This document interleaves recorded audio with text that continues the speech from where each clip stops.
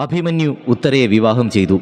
അടുത്ത ദിവസം പ്രഭാതത്തിൽ രാജാക്കന്മാരെല്ലാം രാജസദസ്സിൽ എത്തിച്ചേർന്നു. ശ്രീകൃഷ്ണൻ, ബലരാമൻ, യുധിഷ്ഠിരൻ തുടങ്ങിയവരെല്ലാം യഥാസ്ഥാനത്ത് ഉപവിഷ്ടരായി.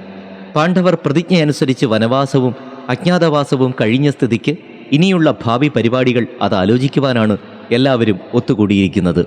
പ്രാരംഭ നടപടികൾ കഴിഞ്ഞു. അടുത്തത് ശ്രീകൃഷ്ണന്റെ വാക്കുകൾ. അത് കേൾക്കുവാനായി എല്ലാവരും കാതോർത്തിരുന്നു.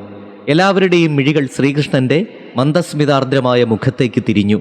ശ്രീകൃഷ്ണൻ എഴുന്നേറ്റു സംസാരിച്ചു. പാണ്ഡവരുടെ ഈ അവസ്ഥയെപ്പറ്റി ഞാനൊന്നും പറയാതെ തന്നെ നിങ്ങൾക്ക് അറിവുള്ളതാണ്.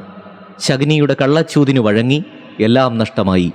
കഠിനമായ ഈ ക്ലേശങ്ങളെല്ലാം പാണ്ഡവർ അനുഭവിച്ചത് കഴിവുകേടുകൊണ്ടോ ഭീരുത്വം കൊണ്ടോ ഒന്നുമല്ല. സത്യത്തിലും ധർമ്മത്തിലും അവർ വിശ്വസിക്കുന്നു. അതുകൊണ്ടാണ് ഈ ദുരിതങ്ങളെല്ലാം അനുഭവിക്കുവാൻ അവർ തയ്യാറായത്. അതുകൊണ്ട് ഇതുവരെ യുദ്ധമുണ്ടാകാതെ കഴിഞ്ഞു.